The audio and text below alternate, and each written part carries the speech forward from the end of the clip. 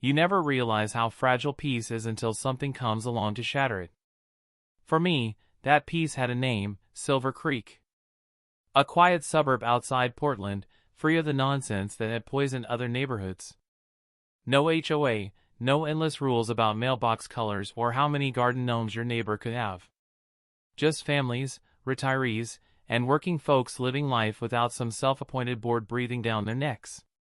That freedom was exactly why I chose this place when I left the Navy SEALs. My name is Gavin Mercer. For years, my life had been defined by war zones, classified missions, and a level of danger most people couldn't imagine. But after my wife lost her battle with cancer, my mission narrowed down to a single objective: raise my daughter, Emma, and give her the stability I never had. Emma is 12 now, sharp as a tack, endlessly curious, the kind of kid who will collect pebbles from a hiking trail just to explain to you later how volcanic glass forms. She's obsessed with fossils, meteorites, and anything that connects her to the ancient stories of the Earth. My world revolves around her laugh, her questions, and the way she sees magic in things the rest of us overlook. For a long time, I believed Silver Creek was the safest place I could give her. And maybe it was, until the day a letter appeared in my mailbox. At first glance, it looked official: bold header, stamped with a logo that read Silver Creek Homeowners Association. The letter claimed my elderly neighbor, Carol Hayes, was in violation of neighborhood standards for non-compliant ornamentation. Her crime? Painted rocks in her garden. The fine, $325. I stood on my porch that afternoon, rereading the letter as the wind carried the faint scent of cut grass and barbecue.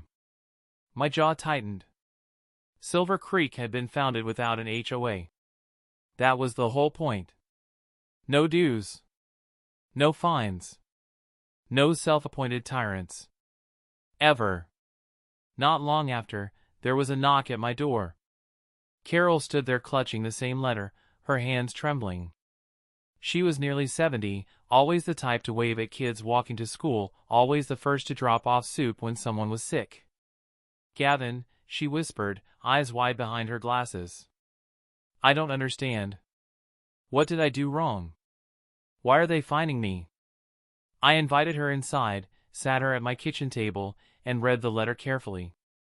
Years of tactical operations had taught me to look for flaws, and they weren't hard to find.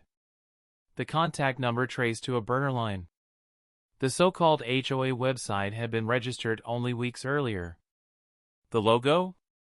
Stolen from an HOA in Texas. Everything about it screamed fraud. Carol twisted her hands together, her voice breaking. "I can't afford this. What if they take me to court?" "They can't," I told her, my voice steady. "There is no HOA here. This is a scam. But I'll figure out who's behind it." By sundown, word spread fast. Half the block had received similar letters: fines for trampolines, koi ponds, flower beds, even a backyard chicken coop. Anything they could twist into a violation. Fear started to creep into the neighborhood. Some folks whispered about paying the fines just to avoid trouble. But one detail wouldn't leave my mind. My security cameras had caught a black Suburban idling at the corner the same day the letters arrived. I ran the plates, and they traced back to a company called Property Assessment Services LLC. The problem? That company didn't exist in Oregon. My buddy Felix, a retired cop down the street, confirmed it was bogus. Whoever these people were, they weren't neighbors, and they weren't amateurs. That night, after Emma went to bed, I sat in the dark of my living room staring at that letter on the coffee table. My instincts stirred, those same instincts I'd tried to bury when I left the teams. The calm suburb I'd chosen for Emma wasn't as safe as I thought. Someone was testing us, probing for weakness. And as I'd learned soon enough, they weren't after fines or money. They were after my daughter. By morning, Silver Creek didn't feel like the same neighborhood anymore. A place that had once been defined by block parties, dog walks, and kids biking down the street now carried an undercurrent of unease. Everywhere I went, I saw neighbors holding envelopes, squinting at papers like they were reading their own eviction notices. The scam was spreading. Trampolines, koi ponds, basketball hoops, flower beds, it didn't matter. If it brought joy to a family, these so-called Silver Creek HOA enforcers had found a way to turn it into a violation. One family was told their Christmas lights were non-compliant. Another was fined for a bird feeder. It wasn't random. It was systematic. I watched my neighbors, good people, buckle under fear. Mrs. Delgado, who ran a small daycare out of her home, cried as she showed me her $500 fine for excessive play equipment. A young couple down the block whispered about whether they should pay just to avoid trouble.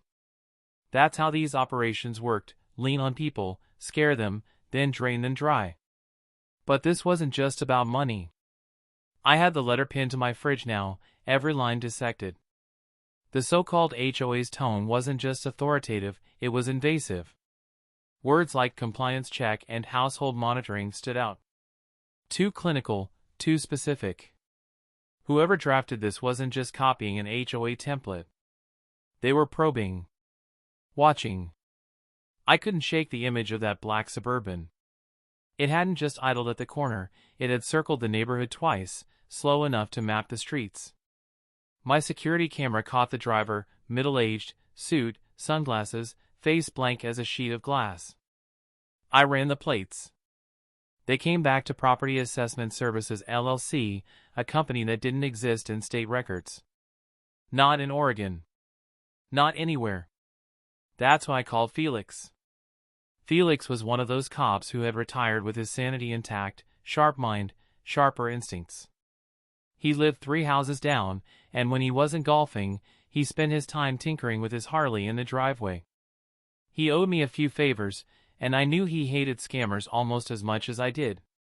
When I showed him the letter and the plate number, his face hardened. "Burner Company," he muttered. "Looks like a shell. Probably tied to organized crews that float city to city pulling scams." "Then why here?" I asked. Felix scratched at his jaw. "Because Silver Creek has no HOA. That makes it vulnerable.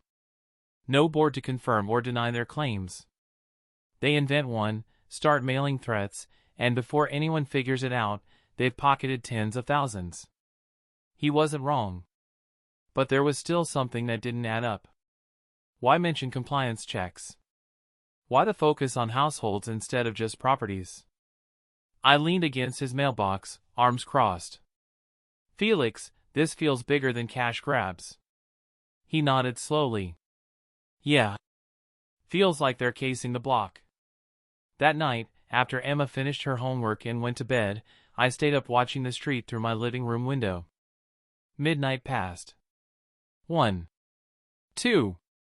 At 2:14 a.m., a shadow moved at the edge of my yard. I flicked the monitor on, and there it was, the black Suburban again, parked under the streetlight. 2 silhouettes inside. One of them held something that glowed faintly, looked like a tablet or scanner. They weren't just driving by. They were logging information. My pulse tightened, my instincts sharpening like a blade. I recorded the footage and sent it to Felix. His reply came back instantly: "That's surveillance, not collection. They're studying us." The next day, the fear in the neighborhood deepened. More letters. More fines. And the timing was deliberate. They always arrived when kids were walking home from school or when parents were outside mowing lawns. The enforcers wanted an audience. They wanted people to see them as authority. By late afternoon, whispers spread like wildfire. Maybe we really do have an HOA. Maybe we missed the paperwork. Maybe we should comply. That's how fear works. It makes people question what they know is true. But I wasn't questioning. I knew one thing for certain. Silver Creek never had an HOA. Which meant whoever was behind this was operating outside the law. And when predators step into my neighborhood, into my daughter's world, they stop being scammers. They become enemies. I tightened the straps on my boots as I stared out the window that evening. The scam wasn't slowing down. It was accelerating. And the moment they stopped looking at properties and started asking about people, especially Emma, was the moment this quiet suburb was going to turn into a battlefield. The day it all escalated began like any other in Silver Creek: blue skies, kids walking home from school, gardeners trimming hedges, the kind of afternoon that makes you believe suburbs are immune to the darker currents of the world. That illusion shattered when I saw them. 3 men in cheap suits, clipboards tucked under their arms, marching down the street as if they owned it. Their stride was too stiff, too synchronized, like soldiers trying to play businessmen. They stopped at each house, scribbling notes they didn't need to take, eyes scanning more than mailboxes and fences. Neighbors noticed. Curtains twitched. A leaf blower sputtered silent as the landscapers paused to watch. The trio stopped at Carol Hayes's porch. She was out front tending her flowers, oblivious until the leader cleared his throat. He was mid-40s, thick-necked, with a binder in hand and sunglasses that reflected the afternoon light. "Ma'am," he said in a flat, rehearsed tone. "We're here for a compliance check. Non-compliant ornamentation has been noted. Are you prepared to address this violation?" Carol's hands trembled around her watering can. "Compliance check? Violation? I don't understand. I've lived here 30 years. There's no HOA. The leader flipped his binder open, pretending to study the pages. His voice carried across the lawn, sharp and clipped. "Failure to comply will result in additional fines and legal action. It's best to cooperate." I was halfway across my yard when I saw it happen. His gaze shifted, away from Carol, away from her flowers, toward my house. Toward Emma's window. His lips curled into something that wasn't quite a smile. "Is the Mercer girl home?" he asked. The words froze me mid-step. Carol blinked, confused. "The Mercer? You mean Gavin's daughter? Why would you?" I was already moving. Boots hit the pavement with a rhythm my body hadn't forgotten. My voice carried low, sharp, cutting through the air. "Excuse me." The man's clipboard froze in midair. His head snapped toward me, sunglasses hiding his eyes but not his surprise. "You want to repeat what you just said?" The other two turned as well. One was tall and lanky, a jagged tattoo curling up his wrist where his cuff didn't hide it. The third had prison yard posture, shoulders too tight under his blazer. None of them looked like neighbors. None of them smelled like authority. They smelled like predators. Carol shrank back into her doorway, clutching her watering can like a shield. "They said they were from the neighborhood board," she whispered. "There is no board," I snapped, never taking my eyes off the leader. My voice dropped, lethal calm. "Now tell me why you're asking about my daughter." The leader smirked, as if trying to recover. "Standard compliance. Just making sure everyone's accounted for." "Accounted for?" My hand curled into a fist. "She's 12. You don't account for my kid." The tall one shifted, stepping off the porch, his stance angled like he was trying to flank me. Years of combat zones had sharpened my instincts. I recognized the twitch in his hand near his jacket pocket. He wasn't reaching for paperwork. He was reaching for a weapon. By now, neighbors had gathered, Felix leaning on his mailbox with his phone raised, a couple of moms clutching their kids, landscapers frozen mid-shift. The quiet street had turned into a stage. I raised my voice, loud enough for everyone to hear. "This is fraud. These men are impersonating an HOA in a neighborhood that has never had one. And now they're targeting a minor. That's a felony under Oregon law." Murmurs rippled through the crowd. Someone gasped. Someone else muttered, "Did he say minor?" The tattooed man cursed under his breath. The leader snapped his binder shut, face tight. "You don't want to make this difficult, Mercer. We'll be back." They turned as if to walk away, but I stepped into their path, my shadow falling across the sidewalk. "No. You're not coming back. You're going to tell me right now why you're sniffing around my daughter, or you're not leaving at all." The leader tried to laugh it off, but I caught the flicker of panic in his eyes. They hadn't expected resistance. Not here. Not in broad daylight. And that's when the worst possible thing happened. My front door creaked open. Emma stepped outside, backpack still slung over her shoulder, her messy braid hanging loose against her jacket. "Dad," she called. "What's going on?" Her voice froze the world for a heartbeat. Every head turned. The men's sunglasses shifted. Predators caught sight of prey. And in that split second, I knew talk time was over. Emma's voice cut through the air like a bell, innocent and unguarded. "Dad, what's going on?" Every muscle in my body went rigid. Her voice had turned this from a neighborhood argument into a live target situation. The three suits shifted instantly, predatory instinct overriding their fake smiles. The tall one, tattoo curling up his wrist, moved first. He stepped off the walkway, eyes locked on Emma like a wolf sighting a lamb. His hand twitched near his jacket pocket. "Stay inside." I barked, not looking at her, not breaking my stare from the men. But it was too late. She was on the porch, backpack dangling, wide-eyed and confused. My daughter. My reason for everything. The leader adjusted his sunglasses, his lips curling into a smirk. "Cute kid," he said, voice just loud enough for me to hear. The neighbors gasped. Carol, still clutching her watering can, whispered a shaky prayer. Felix muttered a curse under his breath, phone camera steady in his hand. That smirk was the last straw. I took a step forward, voice sharp enough to cut the air. "This ends right here. You three have been impersonating authority, scamming families, and now you're targeting my daughter. That's fraud. That's conspiracy. And if you make one more move toward her, it's going to be something else entirely." The leader tilted his head, feigning calm, but his jaw flexed. He wasn't used to being challenged, especially not in front of an audience. "You don't want to make this difficult, Mercer," he muttered. "You already did." The neighbors were watching now, not just from porches but from sidewalks, driveways, lawns. Phones raised, cameras pointed. The predators had an audience, and their masks were slipping. The tattooed one took another step, trying to circle around me. I shifted with him, cutting off the angle. Combat instincts hummed in my blood, every small movement magnified, the hitch of his breath, the tension in his shoulders, the subtle slide of his foot in gravel. These weren't bureaucrats. They were enforcers. Hired muscle. Predators playing dress up.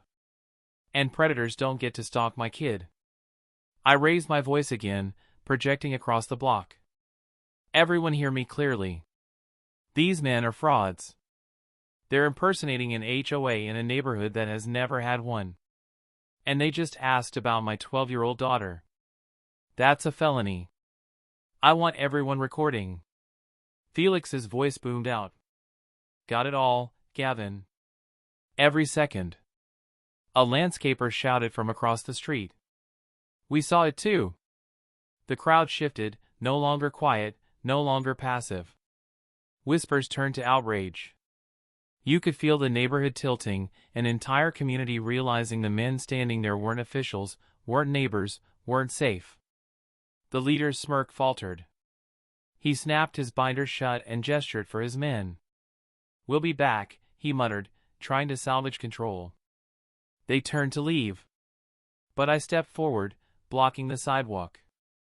My boots hit the concrete with a sound that made them stop. "No. You're not coming back. You're going to tell me right now why you're sniffing around my daughter. Or you're not leaving at all." The leader laughed, brittle and hollow. He opened his mouth to speak, but his eyes betrayed him, panic flickering behind the glass of his sunglasses. They hadn't planned for resistance. They hadn't planned for witnesses. And they sure as hell hadn't planned for me. Then Emma's voice broke again, trembling. "Dad?" She stepped forward, one foot on the porch step. Her innocence was a magnet, and all three men turned their heads in unison. The tall one lunged. It was like a switch flipped inside me. The years I'd buried since leaving the SEALs surged back with brutal clarity. Noise dropped away, replaced by sharp edges of instinct and training. I was moving before his foot left the ground. My shoulder slammed into his ribcage, driving him backward off the porch. He hit the grass with a thud, clipboard scattering into the flower bed. The other two shouted, rushing toward Emma. And just like that, Silver Creek wasn't a quiet suburb anymore. It was a battlefield.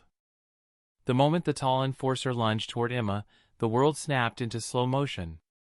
Her scream tore through the air, high, sharp, terrified, and in that instant the man I'd tried to leave behind, the warrior I'd buried after the teams, came roaring back to life. There was no hesitation. No mercy. Only precision. My shoulder hit his ribs with the force of a battering ram. The air shot out of him as his body flew backward, crashing into the grass. His clipboard spun into Carol's flower bed, shattering the illusion of authority with a spray of cheap plastic and paper. I was already turning. The leader was coming up the porch steps, hand reaching for Emma's wrist. She froze, paralyzed by fear, her backpack still hanging from one arm. I caught his arm mid-swing, twisted hard, and felt cartilage grind under my grip. His knees buckled. My boot snapped into the side of his leg, and the crack of bone was sharp enough to silence the crowd for a heartbeat. He collapsed, howling, clutching his ruined knee. The tattooed one came next, fast and desperate. He tried to flank me, arms wide, aiming to pin me against the porch. His stance was sloppy, too aggressive. Easy to exploit. I dropped low, spinning under his grasp, and drove my elbow straight into his kneecap. The joint gave way with a wet pop. His scream split the afternoon, raw and ragged, as he crumpled onto the gravel, clutching his leg. 2 down. The tall one staggered to his feet in the yard, wheezing, rage burning in his eyes. He charged again, sloppy now, adrenaline overriding thought. I met him halfway. My hand locked on his collar, yanking him forward with all my weight. My knee hammered into his thigh, muscle tearing under the impact. He screamed, collapsed, and rolled on the grass, powerless to rise. 3 predators. 3 bodies on the ground. All of them crawling. Emma stood frozen on the porch, eyes wide, tears cutting streaks down her cheeks. Her small hands trembled against the doorframe, torn between fear and relief. I straightened, chest heaving, and locked eyes with her. My voice was steady, commanding, the voice I'd once used in firefights overseas. You're safe, Emma. They're not going to touch you. The neighborhood erupted. Neighbors poured out of their houses, phones raised, voices shouting. Felix moved closer, camera still rolling, his cop instincts on full display as he barked at the men on the ground not to move. They tried to grab his daughter, someone yelled. Check their badges, they're fake, another shouted. We saw the whole thing. The enforcers writhed in the dirt, their cheap suits torn, their fake authority exposed for what it was. The leader spat curses through clenched teeth, trying to crawl toward his binder. I planted my boot on it, pinning it to the ground. I crouched low, close enough for him to see the fury in my eyes. My voice dropped to a lethal whisper. You picked the wrong house. You don't ever come near my daughter again. Crawl away if you can. His face twisted in pain, but behind it, I saw something else, fear. Real fear. The kind that strips predators of their power. The 3 of them dragged themselves toward the street, broken figures scraping across asphalt and grass, while an entire neighborhood watched their fall. And then, faint but growing, came the sound that sealed their fate, sirens.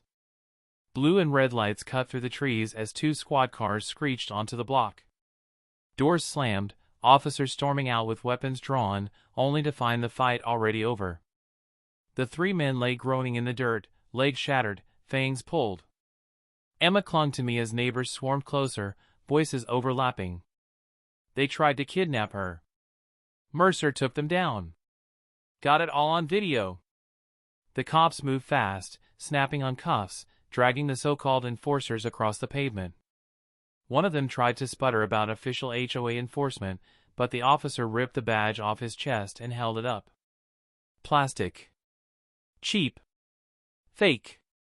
Kidnapping and impersonation, the officer muttered. You boys are done. I wrapped my arm around Emma as she buried her face against my chest. My heart still pounded like a war drum, but she was safe. That was all that mattered. The fight was over. Or so I thought.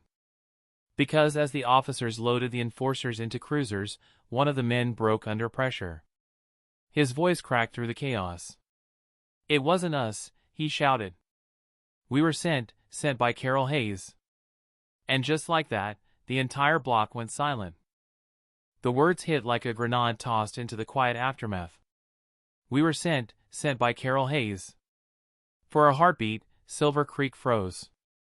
Even the cicadas seemed to stop their endless drone. Every neighbor's head turned, eyes snapping toward Carol's white-painted porch at the end of the cul-de-sac.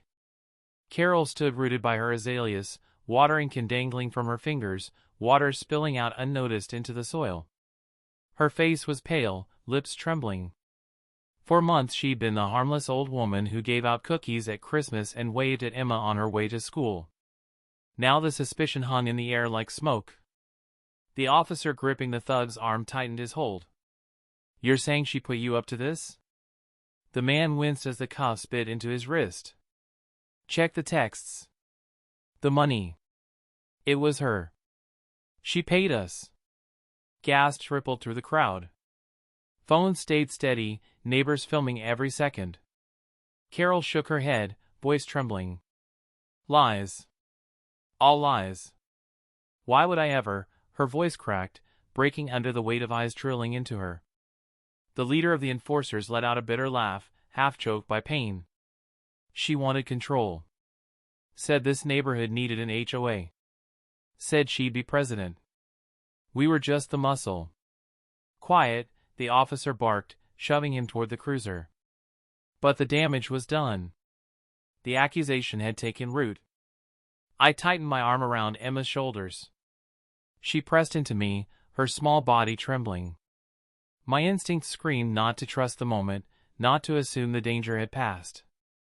Another officer approached me, notepad in hand. "Mr. Mercer, we're gonna need a statement." "You engaged physically." I cut him off, voice sharp. "They came for my daughter.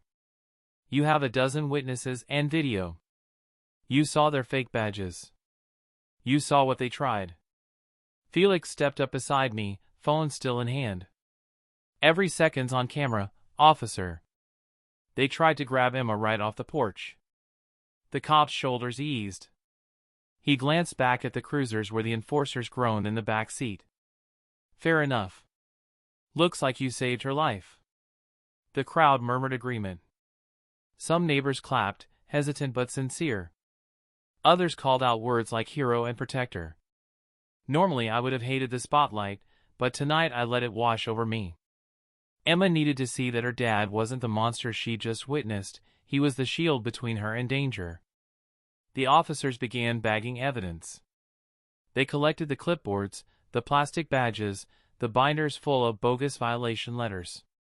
When one officer flipped open a binder, he cursed under his breath. Pages of neighborhood addresses, with notes scribbled in the margins. Next to Emma's name, primary leverage. My blood ran cold. I wanted to reach out and rip the page in half, but I forced myself to stay still. Losing control now would only frighten Emma more. The police sergeant barked orders. "Secure everything. This isn't just fraud, it's attempted abduction. Get county detectives on scene." As the officers worked, neighbors swarmed me and Emma, their shock written across their faces. Mrs. Gonzalez pressed a trembling hand to my arm. "I can't believe Carol would," she trailed off, shaking her head in disbelief. Carol stood stiff as a post, denying everything, her voice rising into shrill protests. I would never harm that sweet girl. They're framing me." But the cops weren't buying it. 2 detectives arrived, flipping through the enforcers' confiscated phones. Within minutes, they found text messages, a string of instructions, payments routed through an account tied to Carol Hayes. The lead detective raised his voice, projecting so the whole block could hear. "Mrs. Hayes, we need to speak with you. Now." Carol's watering can clattered to the sidewalk. she stammered, backing toward her door. I didn't, this isn't. Two officers stepped forward. Ma'am, hands where we can see them.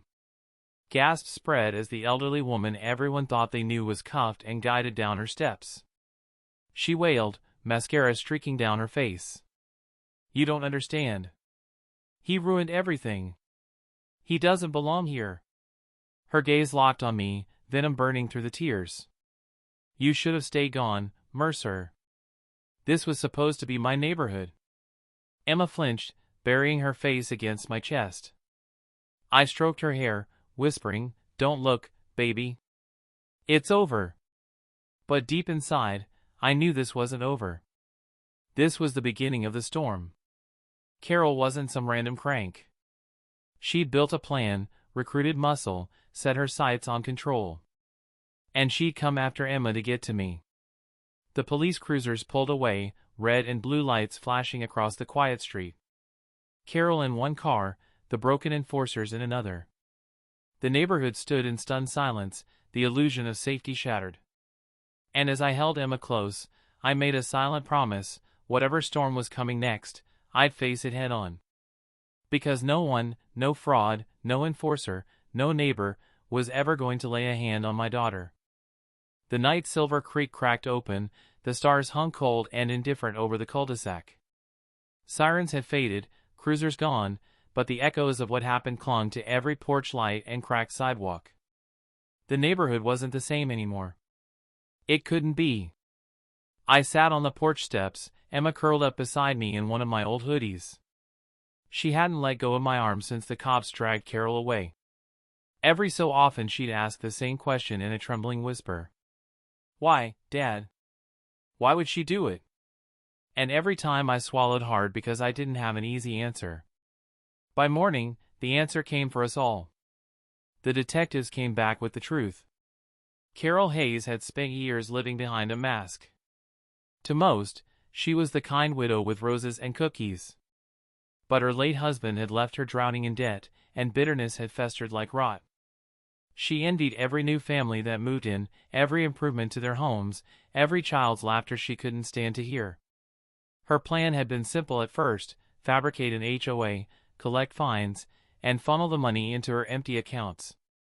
But then she fixated on something else: control.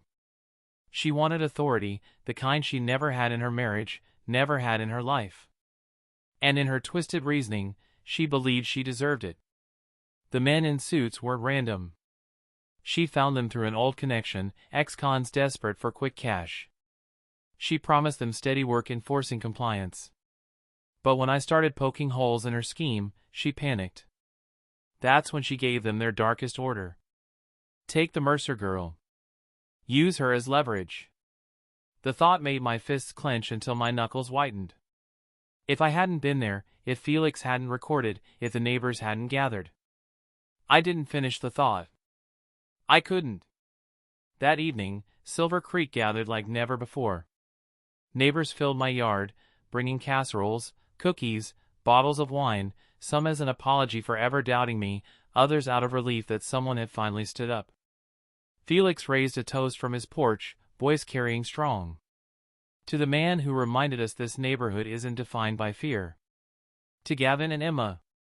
The cheers rolled across the block, but I barely heard them. My eyes were on Emma, who for the first time since the attack managed a small smile.